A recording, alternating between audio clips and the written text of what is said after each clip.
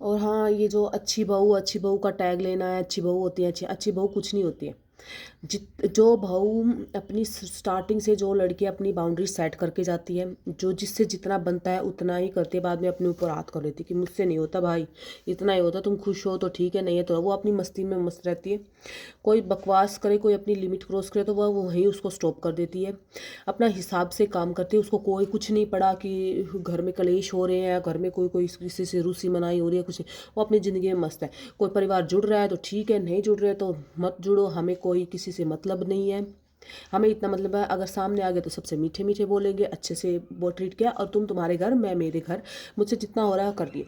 वो बहू फिर भी अच्छी बहू कहलाती है। लेकिन जो बहू जेन्युइनली चाहती है कि सब घुल मिल के रहें, सब प्यार से रहें, ओवर डू वर्क करती है, खूब पूरा घर का काम धाम संभालेगी, करेगी, सबकी सेवा करेगी, सबको इज्जत से पेश आएगी, घुटेगी लेकिन किसी से कुछ शिकायत भी नहीं करेगी, जो जेन्युइनली एफर्ट्स डालती है, उसके तो पीछे खुद की सांस ही पड़ जाती है। फिर वो पड़ोसियों को इन्वॉल्व करती है और फिर रिश्तेदारी को इन्वॉल्व करती है, झूठे झूठे इल्ज़ाम लगाएगी, बदनामियाँ करेगी, मतलब उसका जीना हराम करेगी कि ये इतनी परफेक्ट बहू मुझे मिली क्यों है। तो मैं बता रही हूँ, ससुराल वालों को ना ये परफेक्ट बहू, अच्छी बहू ना वैसे भी इनसे ना हजम नहीं होती, इनसे रखी नहीं जाती, फिर उसका जीना हराम करेंगे, उसके झूठे झूठे। तो तुम ना सोसाइटी में आंखें कान खोल के देखो, रिसर्च करो, जो जेन्युइनली खुद घर के लिए कुछ कर रही है ना, जेन्युइनली जो सच में घर परिवार के लिए, अपने बड़ों के लिए कुछ कर रही है ना, उसी को ही बाहर बदनाम किया जा रहा है, उसी को ही रिश्तेदारियों में बदनाम किया जा रहा है, उसी पे ही झूठे झूठे लांछन लगाए, उसी का ही जीना आराम कर रखा होता है।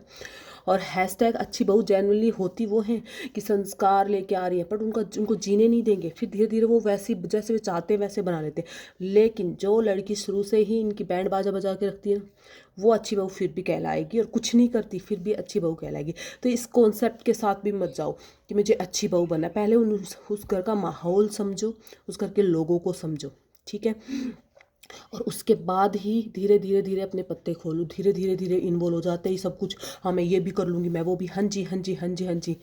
हम किसी के बाहर जुबान को देख सकते हैं, अंदर क्या चल रहा है ना हमें नहीं पता होता है। घर में ऐसी मैंने सांसें देखी हैं जो बहू को उसके कपड़ों तक भी कॉपी करेंगी, उसके मेकअप से भी जलेंगी, उसके कपड़े ओढ़ने पहनने के, बोलने तक के स्टाइल को कॉपी करने की कोशिश करेंगी, पूरे दिन जलेंगी बुझेंगी कि ये ऐसे क्यों रह रही है, ऐसे काम क्यों कर रही है, मुझसे होता नहीं है, ये भी क्यों कर रही है। मतलब ऐसी ऐसी सांस भी मैंने देखी है। और वो पड़ोस में जा जा के, ऐसी ऐसी रिश्तेदारों में जा जा के बातें मन गढ़ंत बना बना के सबको बहू के खिलाफ करती हैं, और बहू के सामने मीठी भी बनती हैं। तो इन मीठी छुरियों को पहचानने में बहुत टाइम लग जाता है, तब तक आप सब कुछ बर्बाद कर देते हो।